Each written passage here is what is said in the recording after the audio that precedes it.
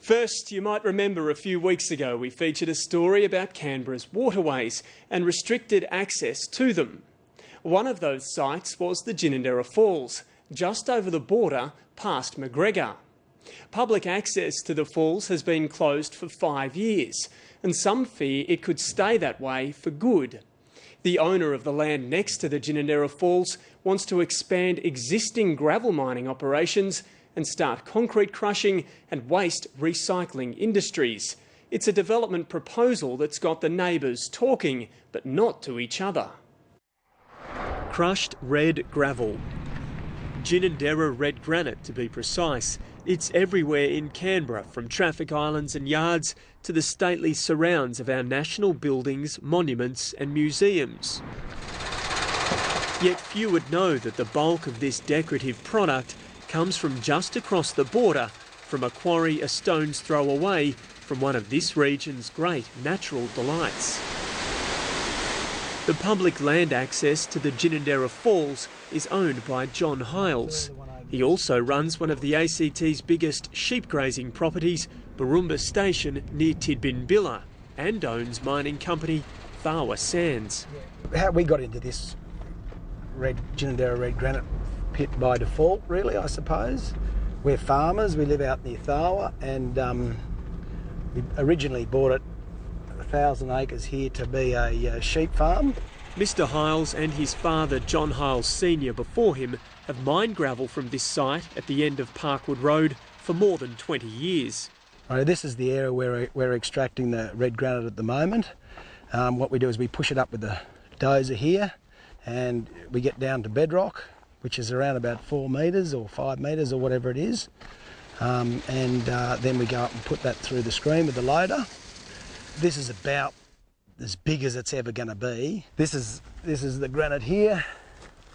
It's called Ginninderra porphyry is the actual the name of the rock. It's full of good. It's got high clay content, and when it rains on it, the oxidisation process means that it goes very red, and that's what you see. Well, the very footprint of Canberra is that red colour, and it comes out of this quarry. So, you know, wherever you look in Canberra, there's not a street in Canberra that wouldn't have that product. John Hiles wants Ginninderra red to be a feature of Canberra streets for at least the next 3 decades. He has a development application being assessed by Yass Valley Council. The current operation covers 2 hectares. He wants to expand progressively to 18 hectares, the equivalent of more than 35 football fields. So what's your plan for this area here? Oh, well, this area here is the where the granite pit, the Ginninderra red granite pit, will move to, and we'll basically just mine this area that you can see in the brown area. It won't go past the brown area, but it'll be fenced off, and we'll just mine this area here and replace it with clean fill and put the topsoil back over, plant trees, and so, you know, this is where the quarry will move to. So this is what the new DA is for. Yep. We believe this is a good area because, you know, basically there's not much else you can do because of the power lines, and we just progressively move through in a small face. So, and that'll probably last us, I would have thought that'll last us for around about 30 years. We're trying to keep the environmental impact minimum, and I think we have.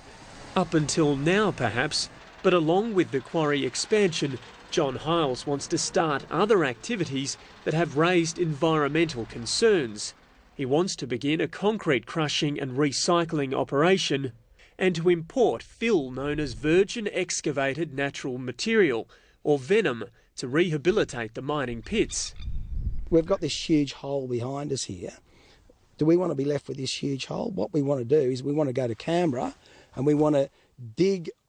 When somebody excavates their house, we test the soil, we'll bring that excavation in and we'll fill that site back in. All of this is proposed for an area zoned environmentally protected and bordering this. It's 2 totally different land classes. We've got the Ginninderra Falls, which is totally removed from the gravel pit. The Ginninderra Falls is, as we've tied it up, as a nature area. Nobody goes down there. There's a big environmental barrier between the quarry and the falls. The expansion plans do not sit well with the neighbours, either side of Parkwood Road. Going right through the middle of the quarry. The local community has just become impatient with the fact that certain things have been going on for many years that should not have been allowed to go on, and they're just a little bit tired of it. This is a beautiful area out here, and to turn the whole thing into a quarry, I think is negligent. What are they trying to do? In their ideal life, if they can get rid of the gravel pit, it would add value to their land. On one side, living that ideal life, are Phyllis Fleming and Gib Moore. They maintain this issue is about much more than money. This is the entrance to my driveway. It's basically a 20-meter battle axe. And the thing that I guess annoyed us is that all of this battle axe driveway is shown as part of the development site for the new development application to expand the quarry. But the real issue is that when we pointed it out to council and John Hiles found out about it, he called up and said it was a mistake and he would correct it. And he never has bothered to correct it. When you say the community would be upset, there's only 2 people that live down this road. And when we bought this place as 1,000 acres and we subdivided those 2 blocks of land off to those 2 people, so they were fully aware of the situation. So it's not as though there's a heap of people come down. There was just 2 neighbours. They came here, they were happy with the quarry going here, otherwise they wouldn't have purchased here. Phyllis Fleming and Gib Moore claim they bought their land from the Hiles family on the condition the mine operations would be wrapped up. Yes, that was a condition of consent. That was actually something that Thawa Sands asked for. They asked as a condition of getting the subdivision that all extractive industry be stopped. There was a letter written by my father at the time, who was elderly, and it said, you know, you've got to wind up the operation. I then said at the council at the time, I said, look, council, there's more resource here. We believe the quarry should be continued. So it was voted on by council, old Yarralumla Shire Council. So that's why we continued on. And we didn't close the pit down at that time. So it never was a condition, eventually, of the pit. I changed the conditioning. In my own mind, I'm not convinced who's more pig-headed, John Hiles or me. But I do know the difference between John Hiles and me. I understand what a negotiating table is. John Hiles doesn't have a clue what a negotiating table is, because I've tried to negotiate with him. The neighbours on the other side of Parkwood Road also have issues with negotiations. The Shiberis family runs a bed and breakfast 500 metres from the quarry. Mr Hiles claims to have consulted with them regarding his expansion plans. His environmental impact statement lists the date. However, I actually was overseas, or on a plane overseas anyway, that date. The 3 family members from this property were simply not in Australia. We were over international waters. So, yes, that's interesting. Perhaps he got his dates wrong. I'm not sure. Oh yes, that was a typo in the EIS, right? So what happened was it should have been on or before or after this date in the EIS. We corrected that in the EIS. It wasn't the date, but that was on or before because it was a continuous process. I own the property and I actually have never met the owner, so I don't know. I don't quite understand that statement. It's an ongoing thing that we've been doing, so they can hardly come along now and say, crikey, you haven't consulted with me, John. They've read it in the front page of the Canberra Times, because when the DA went into the Canberra Times, it was half a page in size. Now, if they say they weren't, I mean, don't they read the Canberra Times? Are they deaf? I do have a few concerns, and they range from the impact on our business, the environmental concerns, and impacts that this is going to have on the other neighbours. We've always had a good relationship, and I think there's a new person's come into that development that is trying to build a commercial building there, one of the daughters, and I think her name is Rachel, and I think she's she's saying, oh, well, if I can get rid of these people, it'll add value to our land. This building is actually a sustainable destination spa and function centre down the road. They're both federally funded under ATDP grants, which are basically to promote community employment and funding into drought-prone areas, Yass and Canberra included. And what are your concerns about what could potentially happen over the ridgeline there? Over here, just over here is the current quarry. It's 2 hectares. They're planning to massively expand it to an 18-hectare quarry. The border's 150 metres away from here. We sort of have a low-grade noise most of the day, and we have the trucks going in the entrance. Basically, there's a reasonably consistent activity from 7:30 in the morning to 4 in the afternoon. Huge amounts of traffic on a poorly maintained road could affect the danger of guests coming in, and also the noise from the increased activity of concrete crushing and potential dust pollution and also water pollution.